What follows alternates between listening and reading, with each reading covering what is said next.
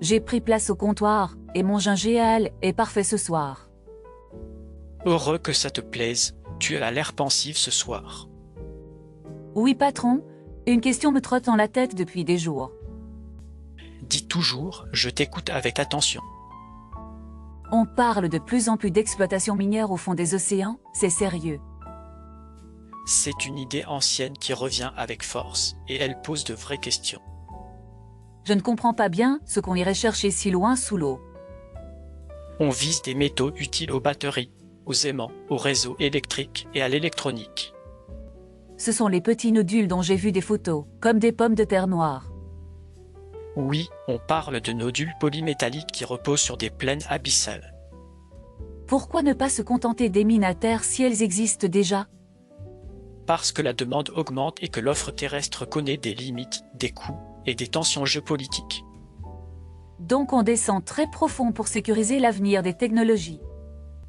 C'est l'argument, mais chaque promesse entraîne des risques complexes. Quel risque pèse sur la mer très profonde? La biodiversité des abysses est mal connue, fragile et très lent à se régénérer. On pourrait donc casser quelque chose que l'on ne voit même pas.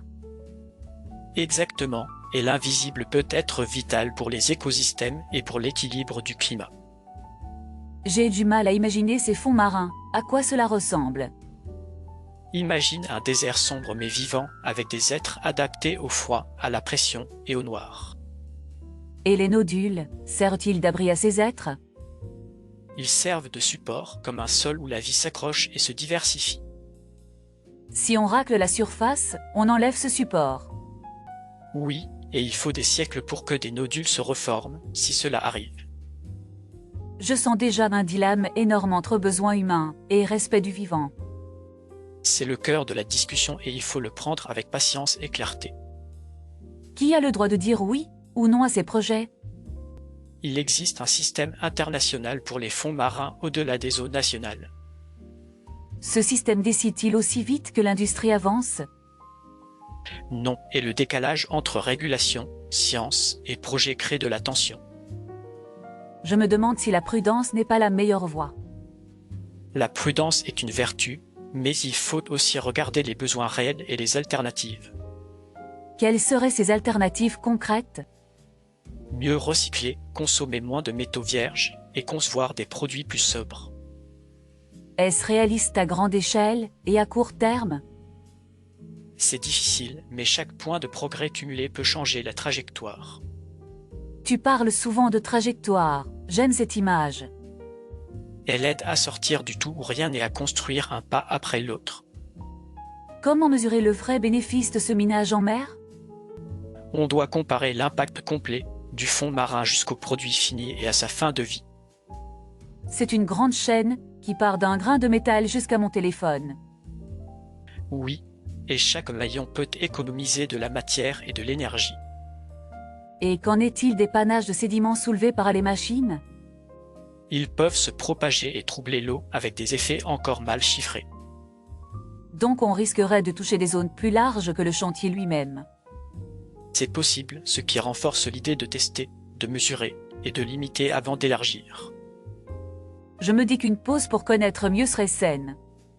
Cette idée de pause revient souvent pour renforcer la science avant la décision finale. Et du côté de l'industrie, on dit que l'attente coûte cher. C'est vrai, mais une décision précipitée peut coûter bien plus à long terme. J'aime quand tu remets du temps long dans nos questions. Le temps long éclaire ce que l'urgence cache, c'est un bon guide pour la sagesse. Disons que l'on décide d'extraire un peu, comment éviter la casse? On peut fixer des seuils, des zones interdites, des suivis indépendants et des arrêts automatiques. Comme un permis qui se mérite et qui peut se retirer vite. Exactement, avec des garde-fous clairs et des audits publics. Est-ce que les États pauvres y gagnent aussi? C'est une question d'équité, de partage des retombées et d'assistance technique. Il faut donc une justice qui ne soit pas que des mots. Il faut une justice qui se voit dans les écoles, les hôpitaux et les emplois locaux. Je pense aux îles qui vivent de la mer, comme d'un parent. Leur voix doit compter, car elles portent la mer dans leur vie quotidienne. tu as une image simple pour expliquer le rôle des nodules? Vois un plancher couvert de galets qui retiennent la vie. Si tu balaies les galets, tu enlèves le sol. Et la vie se retrouve nue sur une dalle froide. Oui, et elle mettrait des siècles à retrouver sa texture et ses repères. Est-ce que la technologie peut faire plus doux? Elle peut s'améliorer, mais le premier geste doit rester l'humilité. Humilité, ce mot me calme, il me fait respirer. Il invite à écouter, à douter et à corriger la route si besoin. La route est donc entre trois voies que tu décris souvent. Oui, une voie d'extraction limitée, une pause ou un virage vers des alternatives. Donne-moi les forces de la première voie.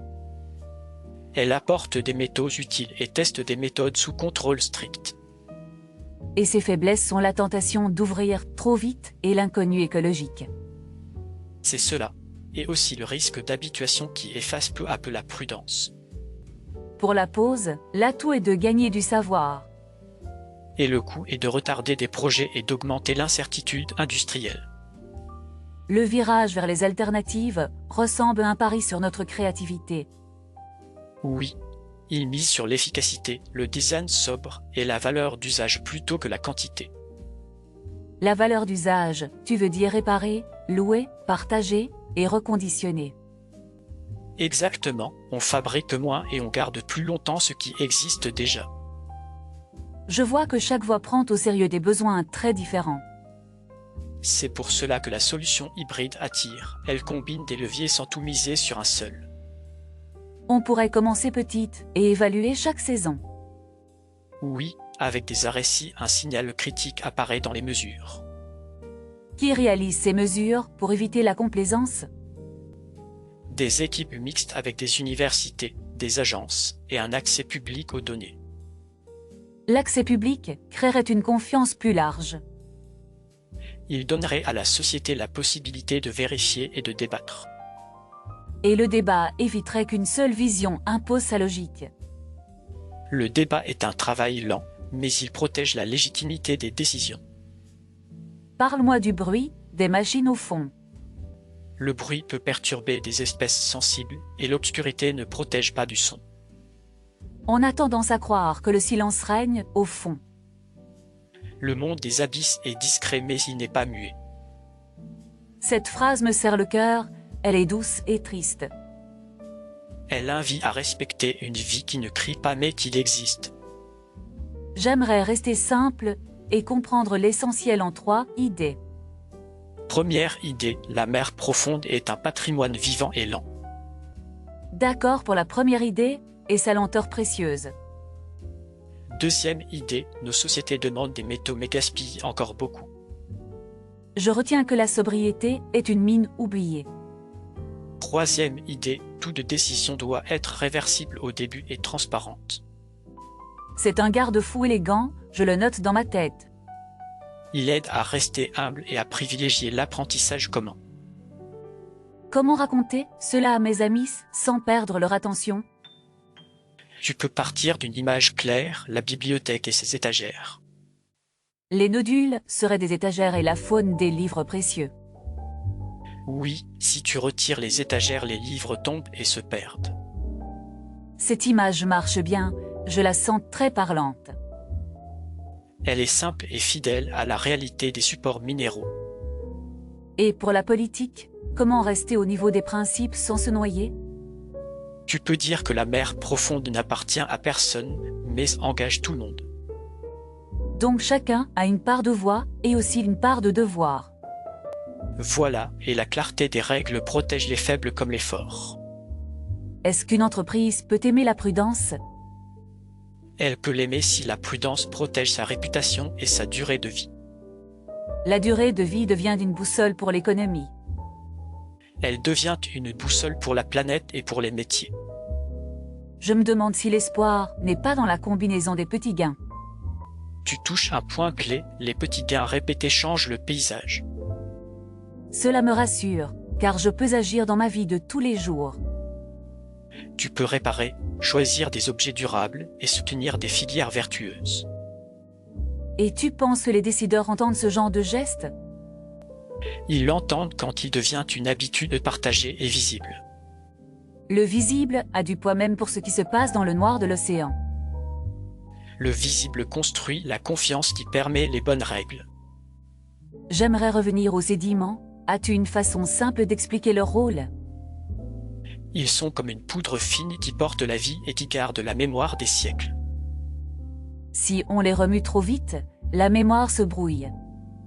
Oui, et l'eau trouble met longtemps à redevenir claire là-dessous. Dans ce cas, l'échelle du temps n'est pas la nôtre. Elle est celle des grands fonds, lente et discrète, patiente et fragile. Tu parles, et je vois un monde sombre, mais habité de signaux doux. Ce sont des signaux faibles qui demandent une écoute fine.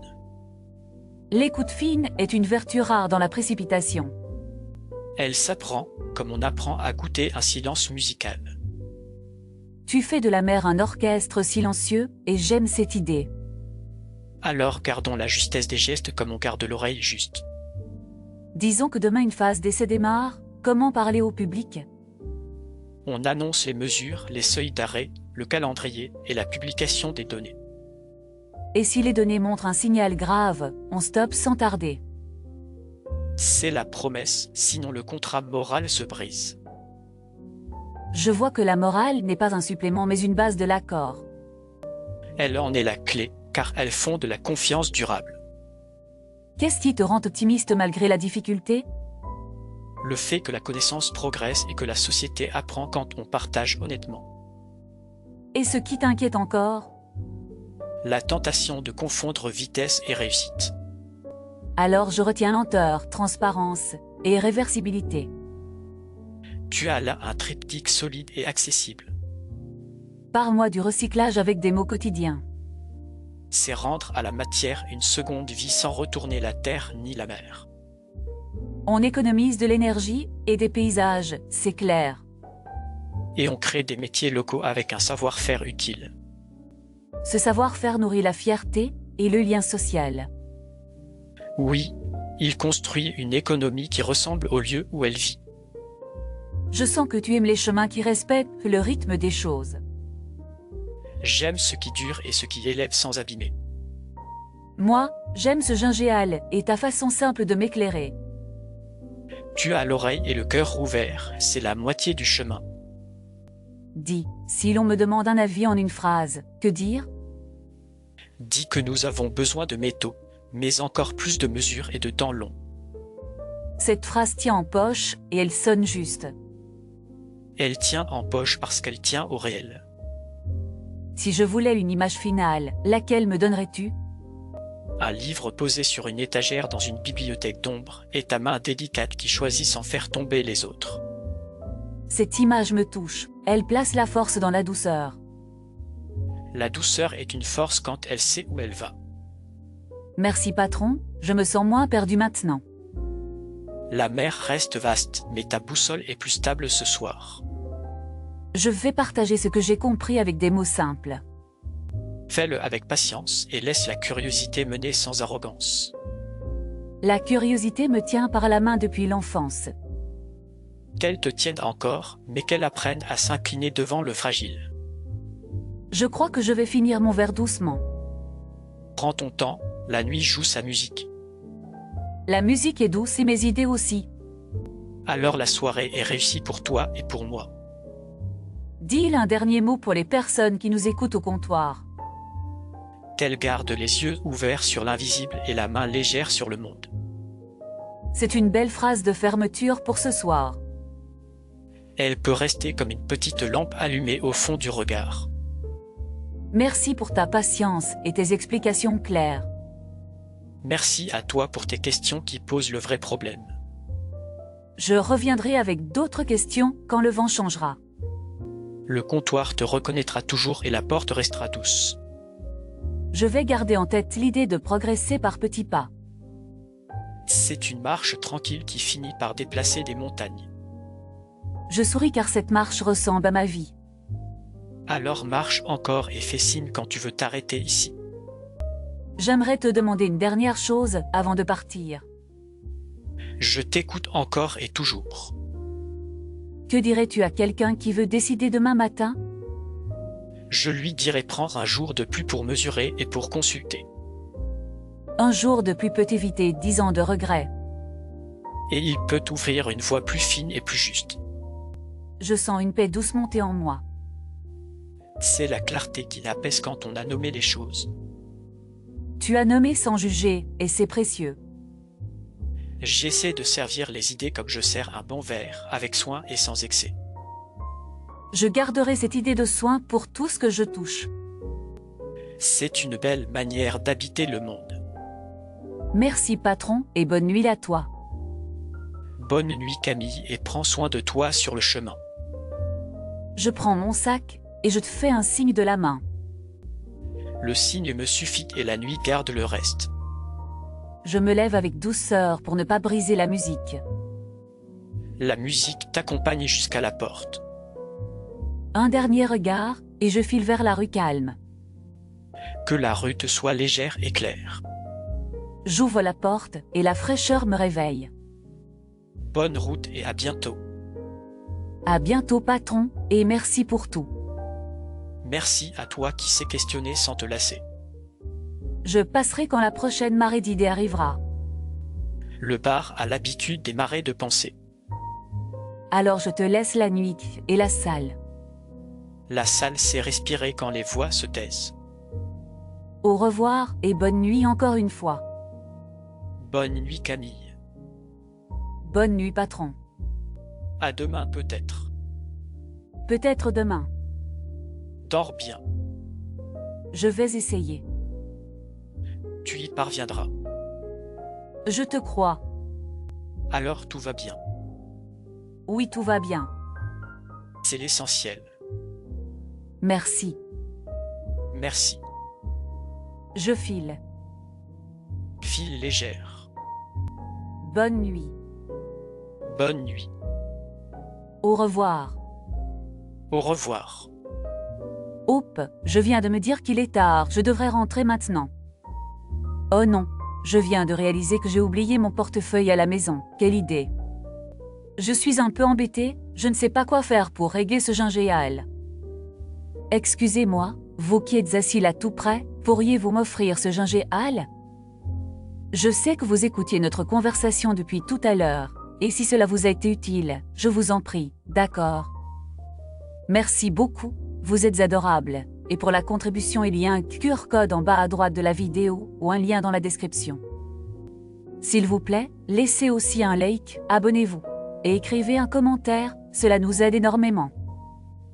Dans la description, vous trouverez aussi des liens vers d'autres séries très différentes, j'espère que vous aimerez. Merci encore pour votre gentillesse. Passez une douce nuit et à très bientôt.